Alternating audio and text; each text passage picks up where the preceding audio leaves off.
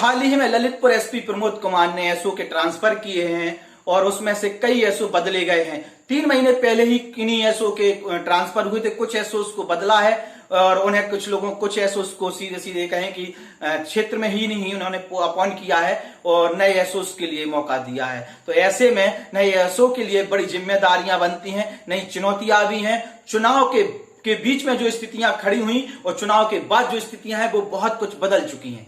ऐसी स्थिति में जो एसओ है उनके लिए सबसे बड़ी चुनौती है अवैध शराब बिक्री। और इसका कारण यह है कि पुलिस के साथ साथ आबकारी विभाग भी काम करता है, लेकिन आबकारी विभाग कहीं ना कहीं खामोश नजर आता है और केवल दिखावे के लिए ललितपुर में जो सिलेक्टेड जगह है वहीं पर पानी सा बगरा देते हैं, वहां का लहन महल और दिखा देते हैं बहुत कुछ कार्रवाई की, और फिर मीडिया ताली बजाती हुई नजर भी आ जाती है।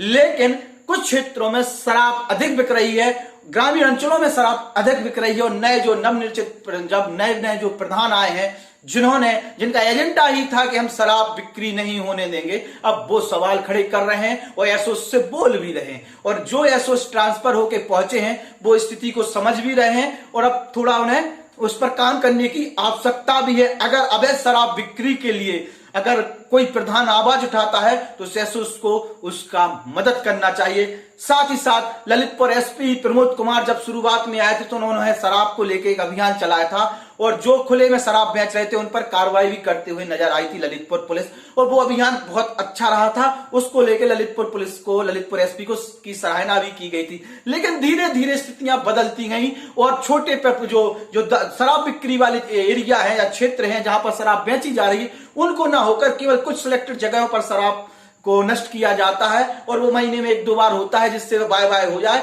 वो कह देंगे क्षेत्र में शराब नहीं बिक। लेकिन लगातार जो शराब माफिया है, अवैध शराब माफिया, उनकी कहें कि रणनीति बदलती जा रही है और गांव क्षेत्रों में अधिक शराब के जो बेचने के अड्डा है वो बनाते जा रहे हैं। ऐसे में एक जखौरा क्षेत्र है या जखौरा गांव में ही बड़े पैमाने पर शराब बिक रही है। तकरीबन 15 जगह की एक लिस्ट है जो हमारे पास आई है और वहां पर शराब बड़े पैमाने पर बिक रही है। ऐसे में सवाल खड़े होते हैं कि जो आबकारी विभाग के इंस्पेक्टर वहां पर नियुक्त किए गए हैं वो क्या कर रहे हैं? क्या उन्हें पता नहीं है कि जखौरा क्षेत्र बड़े पैमाने पर अवैध शराब बिक रही है और उसके लिए बेचने भी दिया जा रहा है?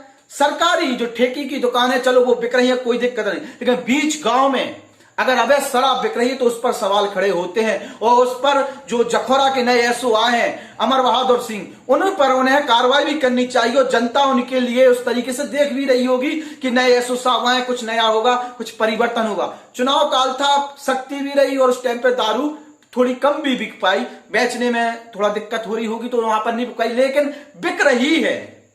कम बिकी लेकिन बिक रही है। बड़े पैमाने पे फिर से एक बार अवैध शराब बिक्री का व्यापार बढ़ चुका है और नए नए अड्डे निजात किए जा रहे हैं बेचने के।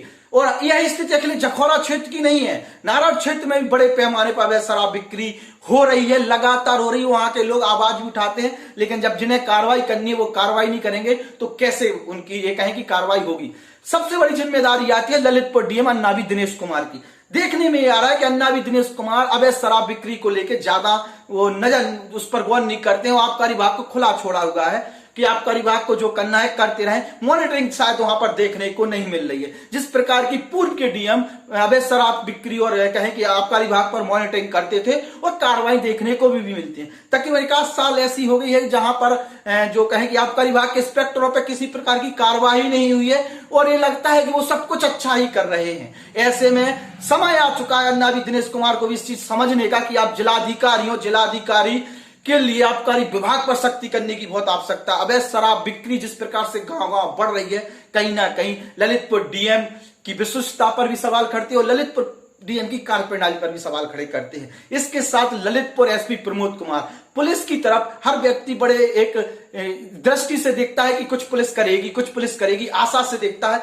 शुरुआत में प्रमोद कुमार जी ने बहुत कुछ किया भी है, कोशिश की है, लेकिन वो कोशिश फिर से चालू करने की आवश्यकता है। और प्रमोद कुमार जी को जितना मैं समझता हूं, जितना मैं जानता हूं, वो चैलेंज स्वीकार करके उस पर काम करते हैं। तो आशा करते हैं कि जिन एसओ को उन्होंने बदला है वो कुछ अच्छा करते हुए नजर आएंगे। खासतौर पर जखौरा एसओ अमर बहादुर सिंह और नारायण एसओ जो हैं उन पर भी एक विशेष जिम्मेदारी है। इन क्षेत्रों में अवैध शराब बिक्री ज्यादा हो रही और शहर कोतवाली की अपनी चैलेंजिंग है। शहर कोतवाली क्षेत्र में भी गांव-गांव में शराब बिक्री का एक फिर से बढ़ी है। ऐसे में शहर कोतवाल संजय शुक्ला को भी कुछ अलग से काम करना चाहिए। साथ ही साथ जो शहर कोतवाली क्षेत्र में जो आबकारी विभाग के अधिकारी उन्हें भी करना, तालबेट क्षेत्र में जो आबकारी उन्हें भी करना चाहिए। दिखावा नहीं करना चाहिए। गांव क्षेत्रों में बिक रही ठियों पर जो जगह है दारू बिक रही, उन्हें पकड़कर उन पर कार्रवाई करनी चाहिए। और देखते हैं कब तक ये पुलिस कार्रवाई करती है कि केवल उसे ठंडी बस्ती में डालकर और जैसा अभी तक सिस्टम चला आ रहा था उसको ही आगे बढ़ाते हुए नजर आएंगे। जय हिंद, जय भारत, सेफ रहें, सुरक्षित रहें,